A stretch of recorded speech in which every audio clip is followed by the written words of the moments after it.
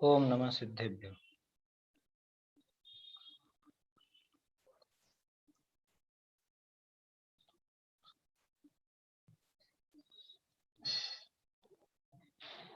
श्री जिन शासन गुरु नमो, नाना विधि सुखकार, आत्महित उपदेश तें करें मंगलाचार, करें मंगलाचार। आत्मानुशासन ग्रंथ पर हमारी चर्चा चल रही है और इसमें किस तरह से मुनिराज होते हैं, कैसे हमारे मुनिराज होते हैं और क्या उनका स्वरूप है, उसमें जरा भी कमी हो, जरा भी गड़बड़ हो तो जो हमारे आचार्य हैं उन आचार्यों को ही इतनी परवाह होती है, उनको ही इतनी गड़बड़ लगती है, वो खुद बहुत दुखी हो जाते हैं उन चीजों को देख करके कि ये क्या हो रहा है, कि जो अत्यंत निर्भय, जिनको किसी बात का कोई भय नहीं, ऐसे मुनि, और जिन्होंने वो गृहस्थ अवस्था तो छोड़ी ही थी, गृहस्थ अवस्था के साथ साथ वो नगर गांव इन सब में रहना भी छोड़ा था, जिन्होंने वन जंगल को अपना एक तरह से आवास स्वीकार किया था, अब वो इतने भयभीत होकर के कैसे ये आ जाते हैं। उनको हृदय में बहुत दुख हुआ, तभी जाकर के तो ऐसी उपमा दी क्या कि जैसे ये मृग गण हैं, जो ये छोटे मोटे जीव होते हैं जंगली, ये दिन में तो रहते हैं जंगल में, लेकिन रात को बड़े जानवरों के भय से ये नगर के या गांव के समीप आ जाते हैं। ठीक ऐसे ही महाशूरवीर, अत्यधिक निर्भय, अत्यंत निर्भय, जिन्होंने अपने आत्म स्वरूप को जाना है, जो अपने जन्म मरण को गिनते ही नहीं है, वास्तव में जन्म मरण होता ही नहीं है ऐसा जिनको स्वीकार है, उनको ऐसा क्या भय आ गया कि ये नगर के या गांव के समीप आकर के रहने लगे।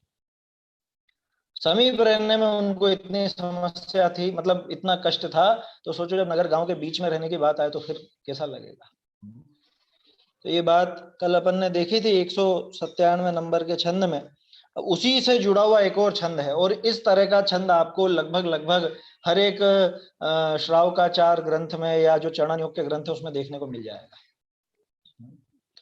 आगे कहे हैं कि तप हुकू ग्रह करी, जे इंद्रिनी के वशीभूत होए है, तिन ते गृहस्थ अवस्था ही श्रेष्ठ है।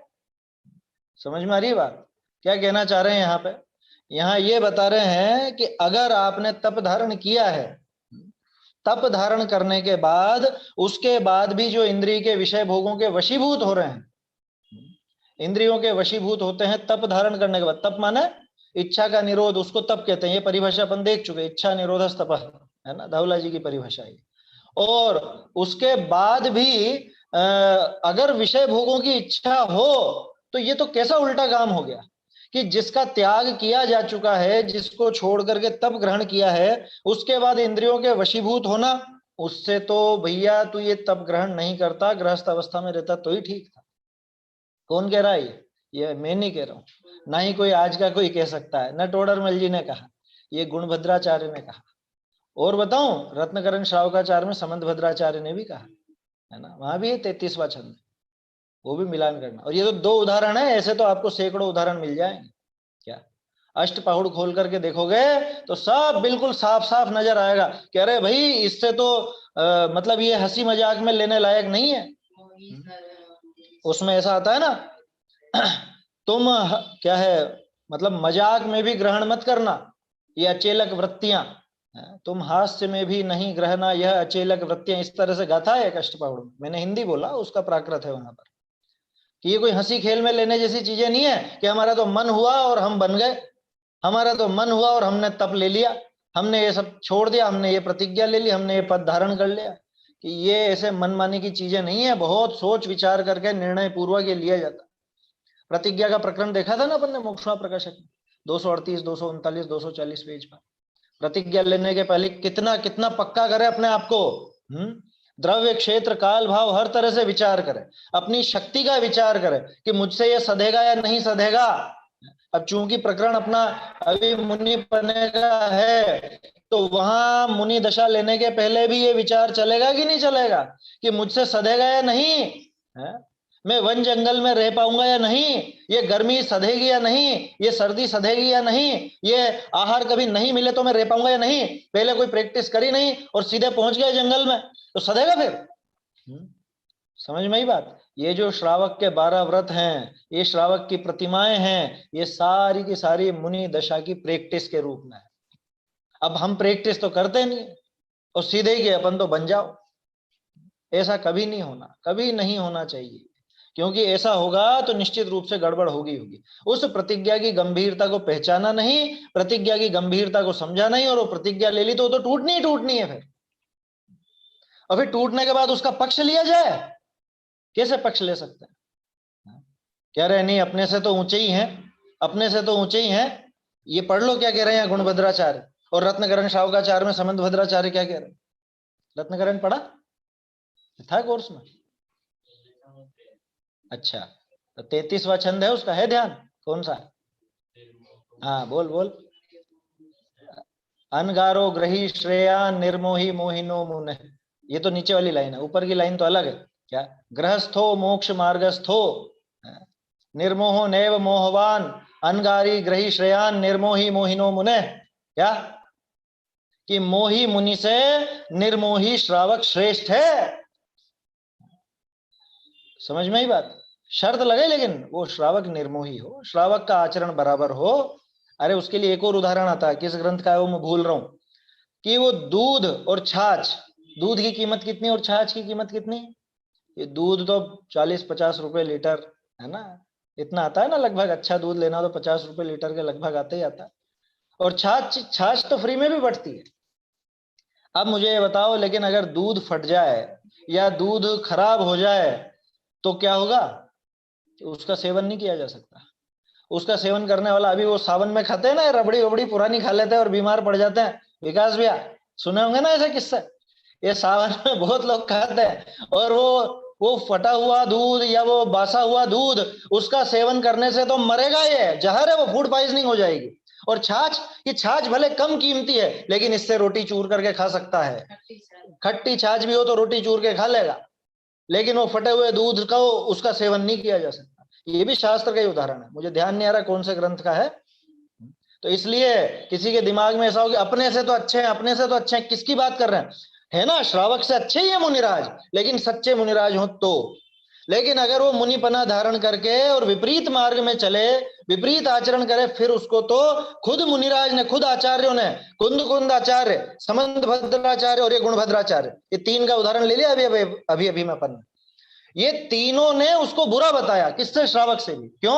कि श्रावक अपनी श्रावक दशा में रहते हुए अगर अपने नियम का पालन करता है, अपने जो उसकी भूमिका, उस भूमिका को यथा योग्य निभाता है, तो उसने तो अपना धर्म का पालन किया है। लेकिन इसने पद ऊंचा धारण किया और ऊंचा पद धारण करके ऐसी नीची क्रिया की तो उस पद की गरिमा धूमिल कर। हम कहते हैं चत्तारी लोक उत्तमा, वो लोक में उत्तम कहलाता है वो मुनिपद। मुनिपद जो है वो लोक में सबसे उत्तम, सबसे ऊंचा। किसके साथ नाम रखा उनका? अरहंतों के साथ और सिद्धों के साथ। अब जिनका नाम अरहंतों और सिद्धों के साथ लिया जाता है, उनकी अगर विपरीत प्रवृत्ति होगी तो उत्तम कैसे कहलाएंगे बताओ? समझ में आ रही है बात? बड़ा, कोई बड़े पद पर रह करके छोटी भी गलती करे तो बड़ा अपराध कहलाता है, बड़ा अपराध गिना जाता है उसको। जितना साफ स्वच्छ कपड़ा है ना, उस पर इतना सा भी दाग बर्दाश्त नहीं किया जाता। समझ में आ रही है बात? कह रहे गृहस्थ भी तो ऐसे करते हैं। कि गृहस्थ की बात अलग है। अलग क्यों है? क्योंकि गृहस्थ तो अभी घर में बैठा हुआ है, उसके तो सारे आरंभ परिग्रह सारे पाप मौजूद हैं अभी, उसने उन पापों से विरक्ति नहीं ली है। तो ये नहीं कह रहे हैं कि बहुत अच्छी बात है नहीं लिए, तो लेना चाहिए, वो श्रेष्ठ है बात, लेकिन ये भावुकता का खेल नहीं है, ये कोई बस हंसी मजाक का खेल नहीं है, ये कोई चैलेंज का खेल नहीं है कि तुम बन के तो दिखाओ। बहुत से कहते हैं ना कि बातें बातें करते तुम बन के, ये कोई चैलेंज का खेल है क्या?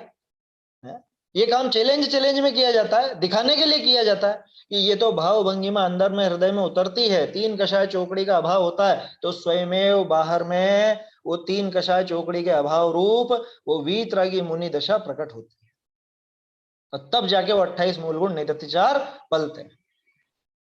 लेकिन अगर अपनी भूमिका को समझा नहीं, अपने भावों को समझा नहीं और जोश जोश में, चैलेंज में या दूसरों को दिखाने के लिए वो प्रतिज्ञा धारण कर ली, है ना।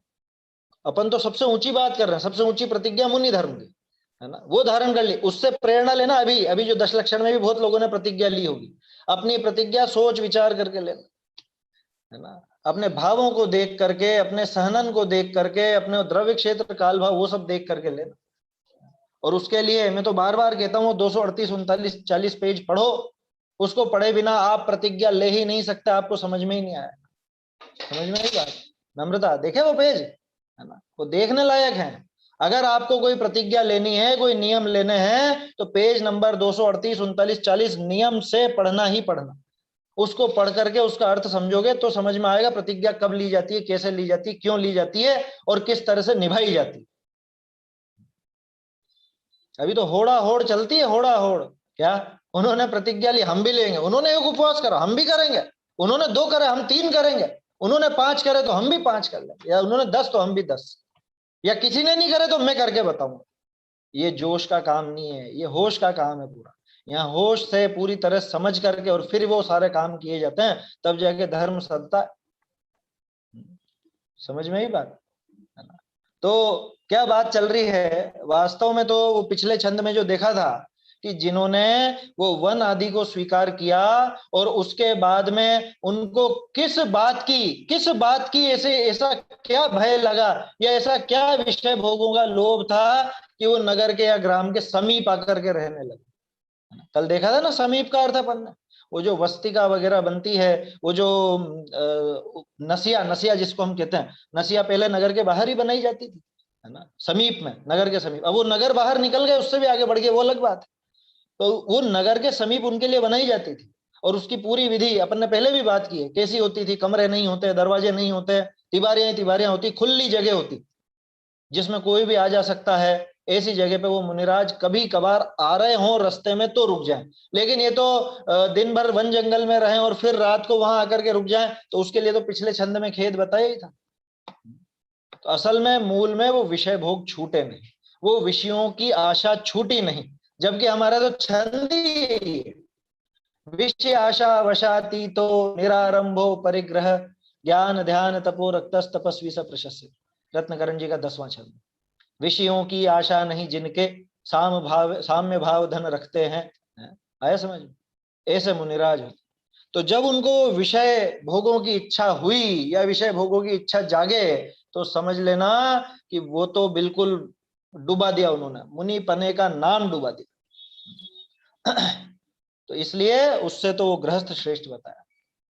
चलिए देखते हैं छंद, छंद में और विशेष ख्याल में आएगा। आप लोगों को लग रहा हो क्या मन से ही बोले जा रहे हैं, ये छंद देख लो गुणभद्राचार्य क्या कहते हैं। आगे कहे कि तपहु को ग्रह करी जे इंद्रिनी के वशीभूत होए हैं, तिन ते तो गृहस्थ अवस्था ही श्रेष्ठ है। कि जो भ्रष्ट हो रहा है, जो मुनि पद धारण करके वापस विषय भोगों में लग रहा है, जो पंच महाव्रत धारण करके वापस वो हिंसा आदि कार्यों में, परिग्रह आदि कार्यों में लग रहा है, जो इंद्रियों का विजय का नियम लेकर के इंद्रिय के विषय भोगों में आसक्ति रख रहा है, उससे तो गृहस्थ अवस्था ही श्रेष्ठ। वरम गार्हस्थ्य में वाद्य तपसोभावि जन्मनः स्वस्त्री कटाक्ष लुंटाक लोप्य वैराग्य संपद। वरम गार्हस्थ्यमेवाद्य तपसोभावि जन्मनः स्वस्त्री कटाक्ष लुंटाक लोप्य वैराग्य संपद। आज किया तप कल लुट जाए नारी नेत्र कटाक्षों से, हो विलुप्त वैराग्य श्रेष्ठ ग्रह जन्म विवर्धक इस तप से। क्या कह रहे हैं? वरम गार्हस्थ्यम एव अद्य, है ना। वरम, वरम मतलब श्रेष्ठ, श्रेष्ठ है। क्या श्रेष्ठ है? गार्हस्थ्यम, गार्हस्थ्य मतलब गृहस्थपना, है ना, गृहस्थ होने का भाव, उसको गार्हस्थ्य कहते हैं। तो वरम गार्हस्थ्यम एव, एव लगा दिया, एव माने ही, कि गृहस्थपना ही श्रेष्ठ है भैया इससे तो, है। अद्य, आज जो ये तपसो, आज जो ये तप धारण किया, लेकिन कैसा तप, कौन से किस तप की बात कर रहे हैं? जो अपने पद को गिराता है, जो अपने पद की भूमिका के लायक काम नहीं करता, उसके तप की बात है, असली तप की बात नहीं है ना। जो सच्चे मुनिराज हैं, भावलिंगी मुनिराज हैं, उनके तप की बात नहीं है ये तो उसकी बात है जो भ्रष्ट हो रहा। उसने जो आज तप धारण किया वो तप कैसा, भावी जन्म ना, कि वो तो उसका तो भविष्य में भावी जन्मों का जो कारण है, ऐसा उसका तप है क्या? वो पढ़ते हो ना आप, कोटि जन्म तप तपे, ज्ञान बिन कर्म झरे। करोड़ों जन्मों तक वो तप तपता रहता है, तो भी वो ज्ञान के बिना उतने कर्म नहीं खिपा पाता कि जितने ज्ञानी के छिन्न माही त्रिगुप्ती ते सहज तरे, छेड़ाला में ना। तो वो जो अज्ञानी अज्ञान पूर्वक तप करता है, कहां तक हुआता है? 9वें ग्रहवेग तक हुआता है। वो असली तप की बात है ना, वो नकली नहीं है उसका तप। 9वें ग्रहवेग जाने वाले का जो वो द्रव्यलिंगी मुनिराज हैं, उसमें कमी नहीं है उस तप में, है ना। और उन द्रव्यलिंगी मुनिराज को तो हम पूज लेते हैं, क्यों? क्योंकि बाहर में 28 मूल गुणों में कोई कमी नहीं है। यहाँ उस व्यक्ति की बात है कि जो वो मुनि पद धारण करके और उसमें कलंक लगाता है, 28 मूल गुणों का निरतिचार पालन नहीं करता। समझ में ही बात? अरे साफ शब्दों में कहता हूं, अहिंसा महाव्रत धारण करके बहुत हिंसा के आयोजन कराए, बहुत हिंसा के काम कराए, इधर से उधर तोड़ फोड़ और यही कराता रहे। सत्य महाव्रत धारण करके ऊट पटांग अनर्गल बोलता रहे, दूसरों को भला बुरा कहता रहे, गाली देता रहे। आचौर्य महाव्रत धारण करके वो रुपए पैसे का सब वो करता रहे, क्या समझ में आ रही है बात? ब्रह्मचर्य महाव्रत धारण करके वो स्त्रियों को नजदीक रखे, या स्त्रियां साथ में रहे, या जो भी है ना, 7 हाथ दूर का नियम नहीं पाले, अपरिग्रह महाव्रत धारण करके परिग्रह रखे, खुद के नाम पे नहीं, घर वालों के नाम पे, या खुद का कुछ नहीं बनाए तो मठ बना करके मैं बॉस बन करके बैठ जाऊं, ये क्या है? यह परिग्रह महाव्रत खंडित हो गया पूरा। समझ में आई बात? अगर मैं महाव्रत धारण करता हूं तो मेरी जिम्मेदारी है कि बाकायदा उसको निभाऊं, बाकायदा उनको निरतिचार पालन करूं। अगर मैं पालन नहीं करता हूं, अगर मैं वो समितियों का पालन नहीं करता हूं, है ना, तो ये भावी जन्म का कारण है, भावी जन्मों का कारण बनता है ऐसा तप। अरे साहब तब तो करते हैं, इतना तो करते हैं, देखो है, गर्मी सर्दी भूख प्यास सब सहन करते ही हैं। अरे ये सारा का सारा तप तो भावी जन्मों का कारण है। भावी जन्म का मतलब भावी जन्म मरण का, आगे जन्म मरण का कारण होने वाला है। इसने जो ये तप धारण किया ना, ये कह रहे तप की निंदा कर रहे हो आप, तप की नहीं कर रहे हैं, कुतप की कर रहे है ना।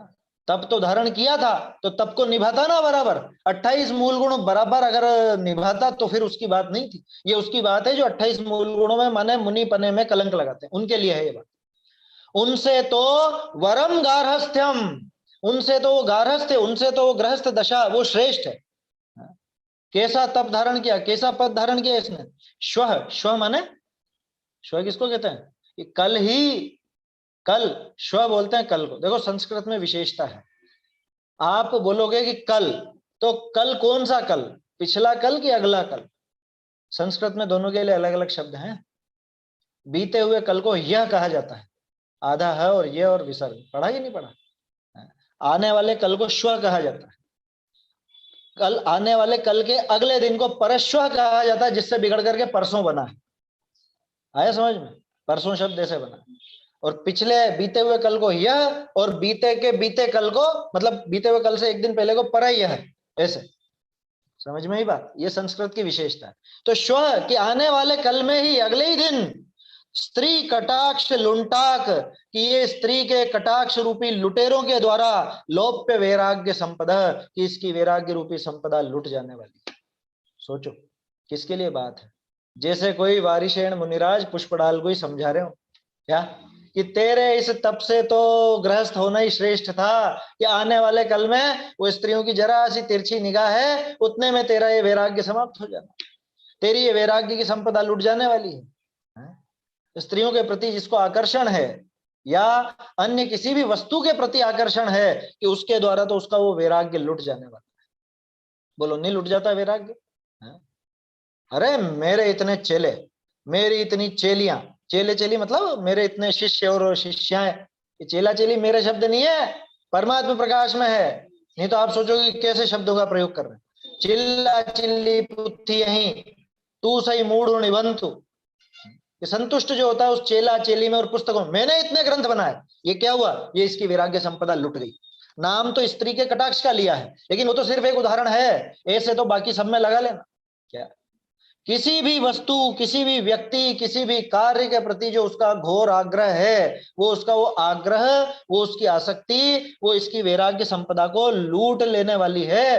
कि इसने जो ये वैराग्य धारण किया था, इसने जो ये तप धारण किया था, ये तो अभी कल लुटता है, टिकने वाला नहीं है, और ये आगामी जन्मों का कारण बन जाता है। व्यक्तिगत किसी व्यक्ति विशेष के लिए अपन बात नहीं कर रहे हैं, ये तो जो भी मुनि पद धारण करके और गलत काम करे, हैं, मुनि पद की गरिमा को नहीं रखे, उसके लिए ये बात है ना। अपने को नहीं मतलब कि कौन क्या कर रहा है ना, लेकिन इससे तो मतलब है कि मुनि दशा कैसी होती, कारण कि वह श्रावक श्रावक नहीं जिसे मुनि बनने का भाव ना आता। और हम श्रावक हैं, हमें मुनि बनना है, तो मुनि कैसे होते हैं ये नहीं समझेंगे क्या? मुनि बना कैसा धारण करना, ये नहीं समझ में आएगी क्या बात? ये समझना नहीं पड़ेगा, समझना ही पड़ेगा। क्योंकि अगर मैं उसको नहीं समझूंगा और बाद में मान लो मुनि दशा धारण करूंगा, तो ऐसी गड़बड़ करूंगा फिर तो। इसलिए समझना जरूरी है। तो क्या कहा कि स्त्रियों के कटाक्ष रूपी, कटाक्ष तो समझते हैं ना सभी, है? कटाक्ष बोलते हैं वो तिरछी निगाहों को, ऐसे कि स्त्रियों की जरा सी तिरछी निगाह में ये इसका मन फिसल जाता है, ये इसका वैराग्य समाप्त हो जाता है, इसके ये वैराग्य की संपदा लुट जाती है, ये लुटा देता है जरा सा।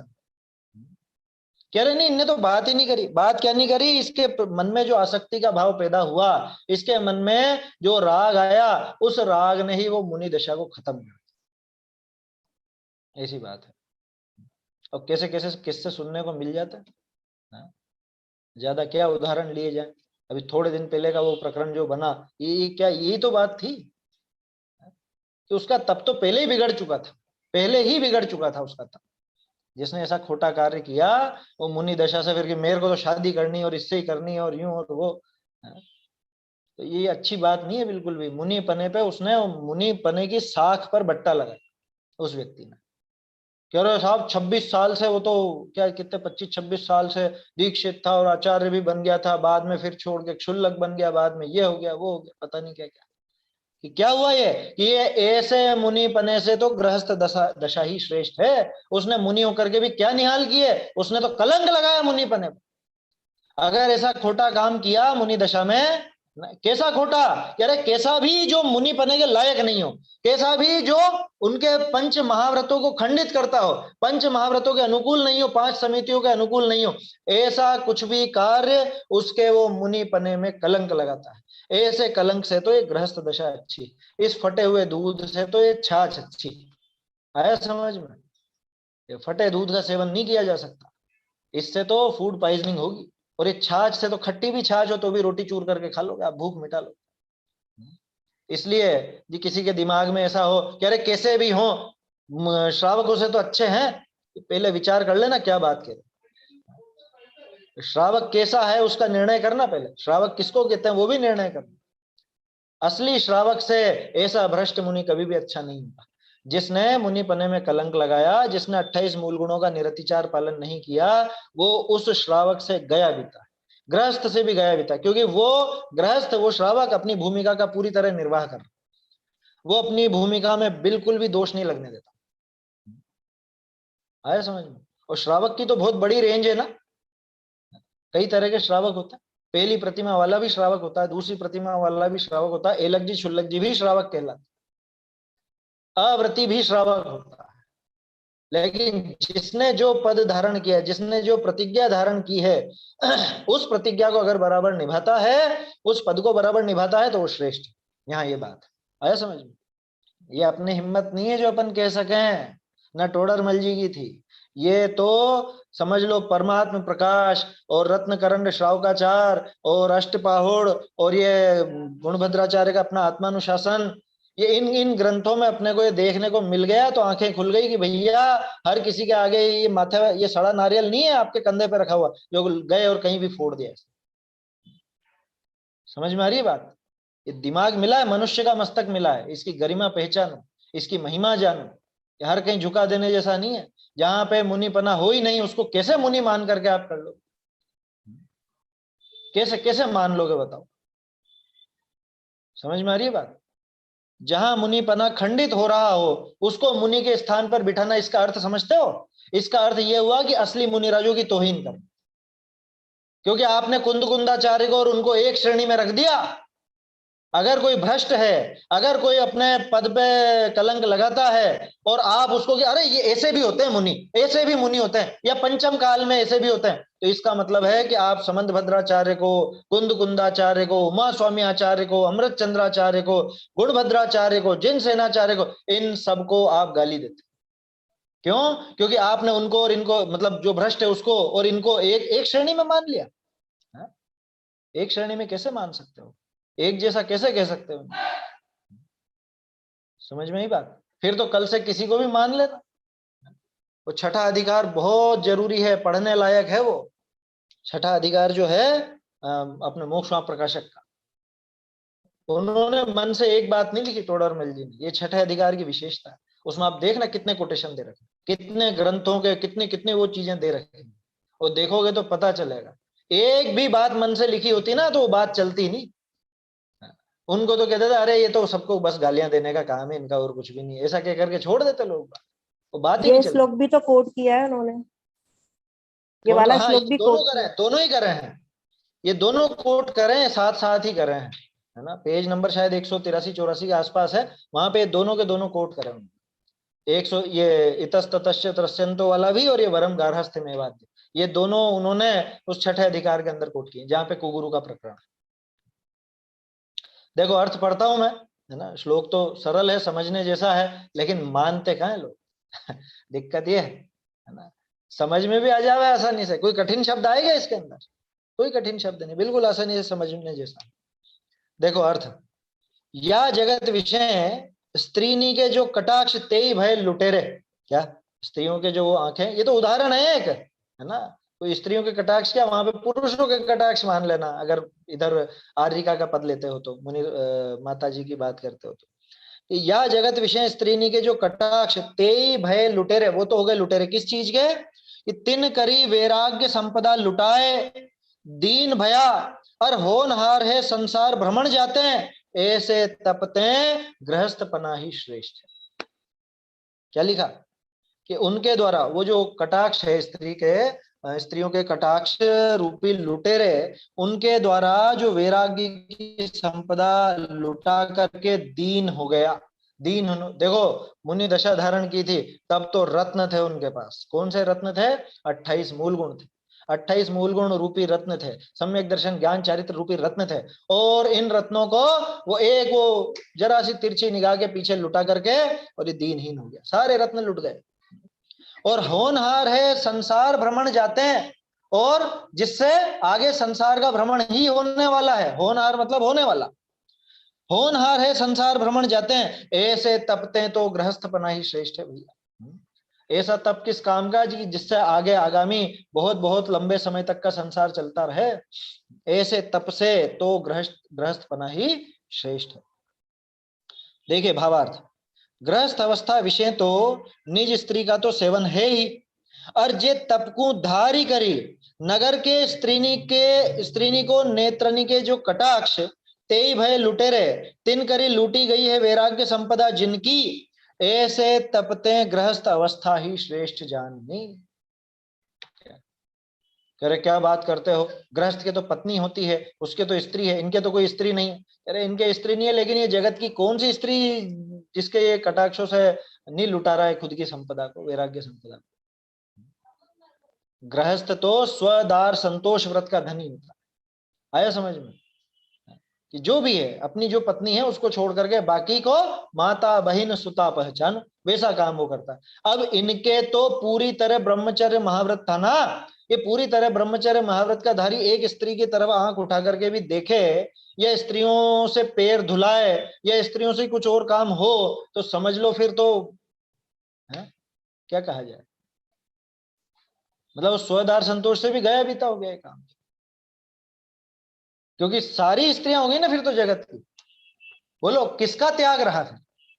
किसका त्याग रहा? उस भूमिका में तो वो स्पर्श मात्र, स्पर्श छोड़ो 7 हाथ दूर, इतना नियम चलता है। उसका कारण बताया था ना पहले भी।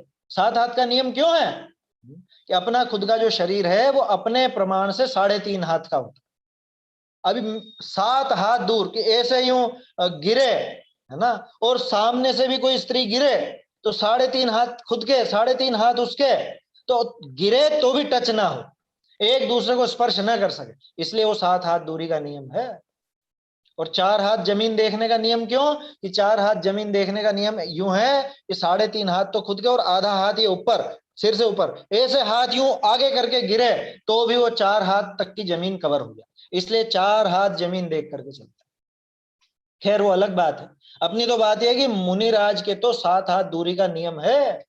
अब उसके बाद और 7 हाथ दूरी के अलावा वो 9 बाढ़ देखी थी ना अपन ब्रह्मचर्य अंग के, उसमें वो 9 बाढ़ में तो वो सारी चीजें आ गई, ये स्मरण या इधर देखना करना, तन मनोरंग निरीक्षण त्याग भी तो था उसमें।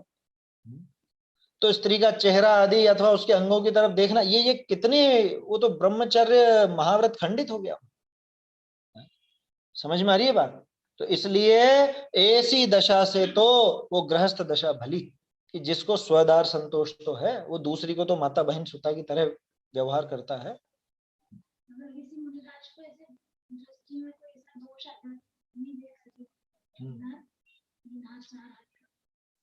वो संलेखना का नियम है। जब दृष्टि बाधित हो जाती है, जब आंखों में ऐसी तकलीफ हो कि आगे नजर नहीं आए, तो फिर वहां पे समाधि ली जाती है। ये लिखा है मूलाचार, है ना, और ग्रंथों में जहाँ पे मुनिराज के आचरण की बात है वहां पे स्पष्ट है कि संलेखना ली जाती है ना। हमारे यहाँ पे चश्मा कोई विकल्प नहीं है, जिसकी आंखें खराब है वो तो मुनि दशा ले ही नहीं सकता। पढ़िए कौन ले सकता है कौन नहीं ले सकता, ये सारी बातें लिखी हुई है। रोचन सार जी की वो चरणानुयोग सूचक चूली का देखो, या अपने मूलाचार देख लो, अनगार धर्मामृत देख लो, या भगवती आराधना देख लो, सब बातें उसके अंदर। चक्कर ये पढ़े कौन,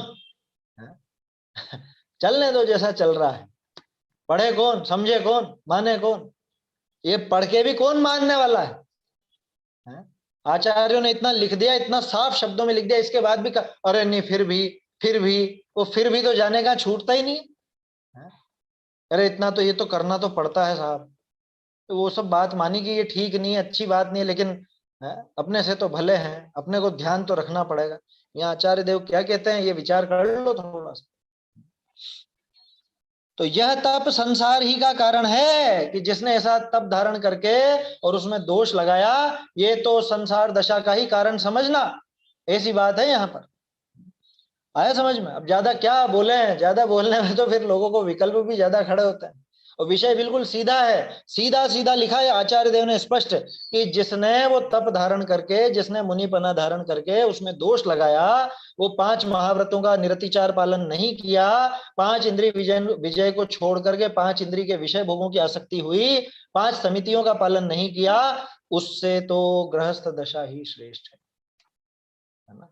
अपने करने लायक जो काम नहीं थे उन कामों में प्रवृत्त रहा है, उससे तो गृहस्थ दशा ही श्रेष्ठ, ऐसा स्पष्ट कहते हैं। समझ में आ रही है बात, ऐसा है। देखो आगे कहे हैं, या शरीर के योग ते तू स्त्री का अनुरागी होए दुखी भया, सो शरीर तेरी लार एक पेड़ न जाए, ताते शरीर अधिक सु स्नेह तजी। क्या कह रहे हैं, देखो मूल बात कहां से प्रारंभ हुई थी, तो 2-4 छंद पहले आया था ना कि ये शरीर सारे दुखों का मूल कारण है, ये बात आई थी ना। ये शरीर सारे दुखों का मूल कारण है, इस शरीर के कारण वो इंद्रियां होती है, इंद्रियां तरह तरह के विषयों को चाहती हैं और ये तरह तरह के पाप करता है, इसलिए सारे दुखों का मूल कारण वो शरीर।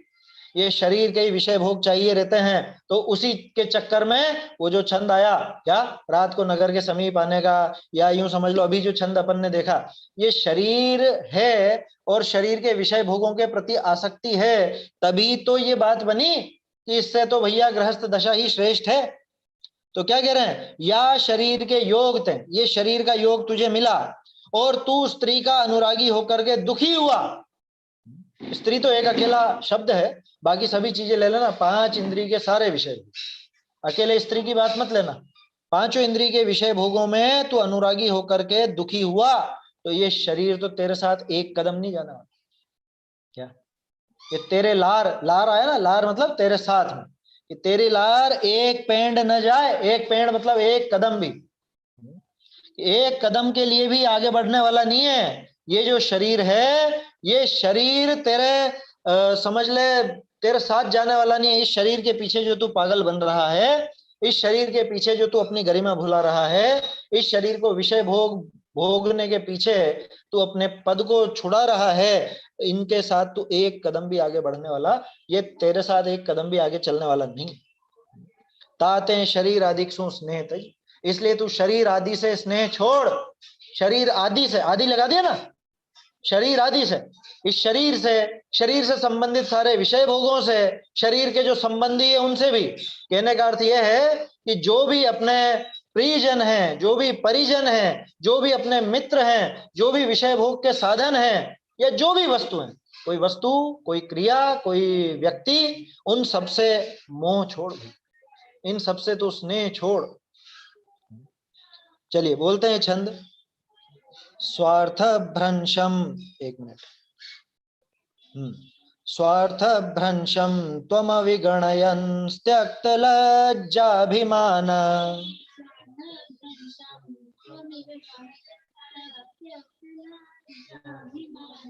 संप्राप्तोऽस्मिन् परिभवशतेर्दुःख मे तत्कलत्रम्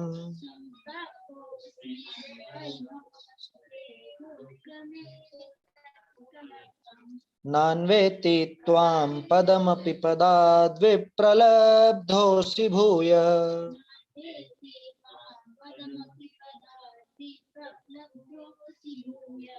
सख्यं साधो यदि हि मतिमान् मा ग्रहीर्विग्रहेण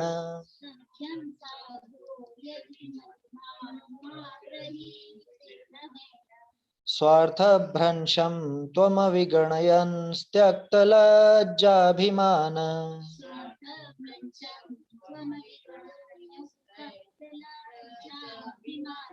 संप्राप्तोऽस्मिन् परिभवशतेर्दुःख मे तत्कलत्रम्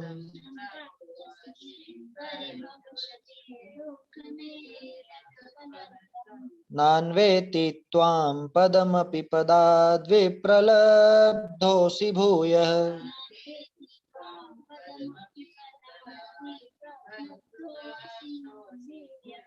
सख्यं साधो यदि हि मतिमान् मा ग्रहीर्विग्रहेण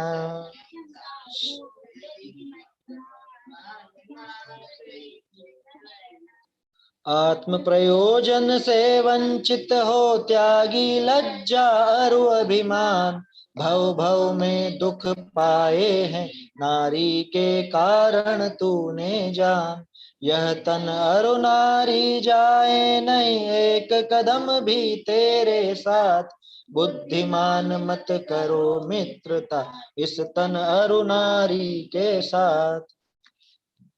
इसमें सुधार है, ये जो तीसरी लाइन में नान्धेती लिखा ना, ध नहीं है, ये वह है, नानवेती, क्या ऐसा इसमें समझना, नान्धेती नहीं है, नानवेती है वो, न अनवेती ऐसा। चलिए देखते हैं अर्थ इसका क्या कह रहे हैं। स्वार्थ भ्रंशम, कि तू स्वार्थ से तो भ्रष्ट हो गया। स्वार्थ से भ्रष्ट का क्या मतलब?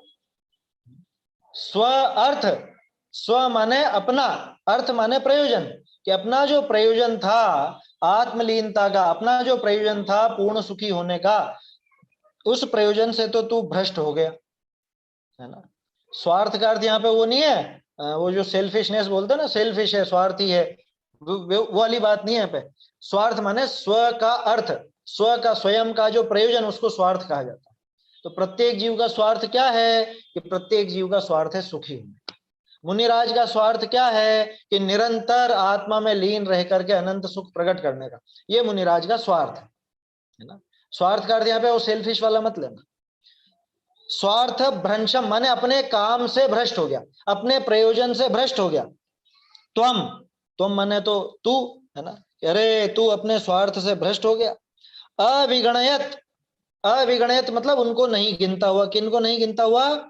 त्यक्त लज्जाभिमान, अपने स्वार्थ से जो गिरा, माने अपने प्रयोजन से जो च्युत हुआ, अपने प्रयोजन से जो भ्रष्ट हो गया, उसको तो तूने गिना नहीं, ठीक है। और त्यक्त लज्जा भी, माना कि लज्जा भी तूने छोड़ दी और अभिमान भी, स्वाभिमान भी तूने छोड़ दी। लज्जा और अभिमान छोड़ करके ये विषय भोगों के पीछे आसक्त हो गया। तेरे को जरा भी शर्म नहीं रही कि तू इतने ऊंचे पद पर बैठा हुआ है और ऐसा नीचा काम करता है, तो तूने लज्जा भी छोड़ी और तूने अपना स्वाभिमान भी छोड़ दिया। ये मुनिराज की प्रेरणा है, आया समझ में? उनके ही शब्द हैं, ये अपने शब्द नहीं। और क्या कह रहे हैं? संप्राप्तो अस्मिन, और इसमें तूने क्या प्राप्त किया? परिभवशते दुखम। लो, परिभवशते दुखम, अनेक सैकड़ों परिभव के द्वारा, परिभव मतलब, परिभव बोलते हैं बिल्कुल दबाया जाना, नष्ट किया जाना, नुकसान, उसको परिभव कहा जाता है। दुर्दशा को परिभव कहते हैं कि सैकड़ों दुर्दशाओं के द्वारा तूने दुख प्राप्त किया। किस चक्कर में? ये 5 इंद्रिय के विषय भोगों के चक्कर में। मुख्य रूप से तो वो स्त्री का तो नाम आया था पिछले छंद में, तो इस छंद में भी वो स्त्री की बात तो कर रहे हैं, लेकिन अकेले स्त्री संबंधी आसक्ति नहीं लेना है, सारे ही 5 इंद्रिय के विषय भोगों संबंधी आसक्ति लेना है। चाहे स्पर्शन इंद्रिय संबंधी हो, चाहे रसना संबंधी हो, चाहे घ्राण चक्षु कर्ण किसी भी संबंध, चाहे मन संबंधी हो, कोई भी लौकिक प्रयोजन, है ना। संप्राप्तो अस्मिन परिभवशते दुखम, कि तू इस सैकड़ों परिभवों के द्वारा इस दुख को तू प्राप्त हुआ है, और जिसके पीछे तूने अपनी ये दुर्दशा करी है, अब उसका भी सुन ले कि एतत् कलत्रम, कि ये जो कलत्र है, ये जो स्त्री है, ये जिसके पीछे तू पागल हो रहा है, अथवा वो जो विषय भोग हैं 5 इंद्रिय के, जिनके पीछे तू आसक्त होकर अपने पद को गिरा रहा है, नान्वेति त्वाम, कि वो तेरा अनुसरण करके तेरे पीछे पीछे नहीं आने वाले। ना अन्वेति, ना अन्वेति मतलब तेरा अनुसरण करके पीछे आने वाले नहीं है। कितनी दूर नहीं आने वाले? अरे पदम अपी वो उसमें पढ़ते हो ना आप, कमला चलत न पेड़ जाए मरघट तक परिवारा, वहां तो फिर भी वो मरघट तक और वो उसकी बात है। यहाँ तो कह रहे हैं एक कदम भी तेरे साथ देने वाले नहीं। कि जिस स्त्री के पीछे आसक्त होकर के तू अपने पद को गिराता है, या जिन 5 इंद्रिय के विषय भोगों के पीछे आसक्त होकर के तू अपने 28 मूल गुणों का नाश करता है, तेरे चारित्र का नाश करता है, उस तप का नाश करता है, वो सारी वस्तुएं अथवा वो व्यक्ति अथवा वो स्त्री, वो पदम अपि न अन्वेति, वो एक कदम भी तेरा अनुसरण करने वाले। और क्या कह रहे हैं? पदाद विप्रलब्धो असी, पदात विप्रलब्ध असी, असी मतलब हो गया है तू। कैसा हो गया है? कि पद से विप्रलब्ध, विप्रलब्ध किसको बोलते हैं? विप्रलब्ध माने च्युत हो गया है, छूट गया है, गिर गया है, अथवा ठगाया गया है। तो इस पद से ठगाया गया है, इस पद से गिर गया है नीचे। आया समझ में? ये तो सारा काम हो गया। अब क्या कह रहे हैं? भूया सख्यम, अब फिर से तो इसके साथ सख्य, सख्य मतलब सखी पने का भाव, मित्रता का भाव, इससे मित्रता, इससे आसक्ति, इसके प्रति राग, मां ग्रही, आखिर में ना मां ग्रही, तो अब इनके प्रति राग ग्रहण मत कर। किसके प्रति? विग्रहेण, इस विग्रह से, इस विग्रह से तू सख्यम, इस विग्रह से सख्य मत ग्रहण कर। विग्रह क्या? विग्रह किसको बोलते हैं? एक तो विग्रह बोलते हैं छूटने को, वो वाला अर्थ नहीं लेना है। विग्रह माने परिग्रह, परिग्रह का एक नाम विग्रह भी है, पहले भी आया था किसी छंद में मेरे ख्याल से, खोटा ग्रह बताया था परिग्रह को, आया था ना, वहां भी शायद विग्रह शब्द का प्रयोग था। कुग्रह था शायद, दुर्ग्रह, दुर्ग्रह था, शाबाश, दुर्ग्रह शब्द था, है ना। दुर्ग्रह बोलो चाहे विग्रह बोलो एक ही बात। ये परिग्रह कैसा है? ये 5 इंद्रिय के विषय भोग कैसे हैं? ये स्त्री आदि ये कैसे हैं? ये सब विग्रह हैं। इन विग्रह के साथ सख्यम मां ग्रही है, कि तू इनके साथ सखीपना, सखीपना मतलब मित्रपना, सख्य भाव, उसको ग्रहण मत कर। इनके प्रति रंच मात्र भी आसक्ति का भाव, रंच मात्र भी राग तू मत लगा। यदि ही मतिमान, अगर तू मतिमान है तो, और नहीं है तो फिर तो तू तेरी जान। मतिमान तो समझता है ना, मतिमान माने बुद्धिमान। अगर तू बुद्धिमान है साधो, है साधु, अगर तू बुद्धिमान है तो इनके साथ भूय सख्यम माग रही, इन विग्रहों के साथ तू फिर से, भूय मतलब फिर से, पुनः, कि फिर से तू इनसे सख्य भाव, फिर से तू इनसे प्रीति का भाव, इनके प्रति राग का भाव फिर से ग्रहण मत कर रहे भाई। अपने गरिमा को बट्टा मत लगा, अपने इस पद को तू कलंकित मत कर, धूमिल मत कर। तू लोक में उत्तम कहलाता है रे, तेरा नाम अरहंत और सिद्ध के साथ लिया जाता है, और तू उस पर ही कलंक लगा करके ऐसा खोटा काम कर, ऐसा कार्य बिल्कुल भी मत कर। ऐसा यहाँ पे आचार्य देव का सीधा सीधा कथन है ना। तो देखो, प्रेरणा तो उनके लिए है, क्या चेतावनी तो उनके लिए जिन्होंने मुनि पद धारण किया, लेकिन अपने को भी सीखने लायक, अपने लिए प्रेरणा है कि भैया ये पद धारण करो तो खेल मात्र में मत धारण कर लेना, है ना, जोश जोश में मत ले लेना, या ऐसा काम मत करना जिससे वो पद की गरिमा नष्ट होती, जिससे वो मुनिपना नष्ट होता हो, मुनि पद कलंकित होता हो, जिससे वो मुनिपने की साख गिरती हो, ऐसा काम बिल्कुल भी नहीं करना। कुल मिला के 5 इंद्रिय के विषय भोगों के प्रति रंच मात्र भी आसक्ति का भाव नहीं होना चाहिए। ये इसका सार है ना। समय हो गया क्या? हाँ, समय तो हो गया है।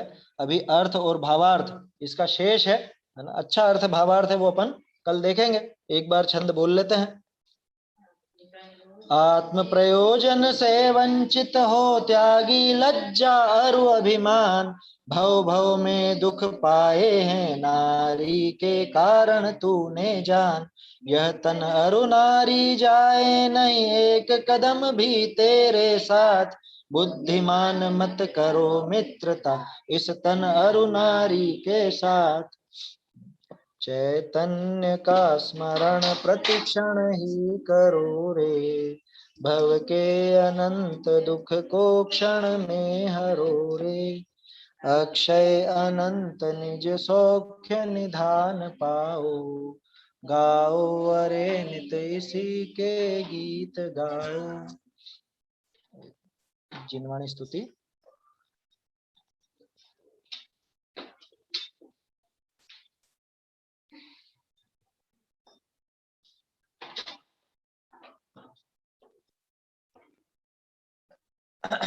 मैं यहाँ स्क्रीन पर दिखा रहा हूँ आपको।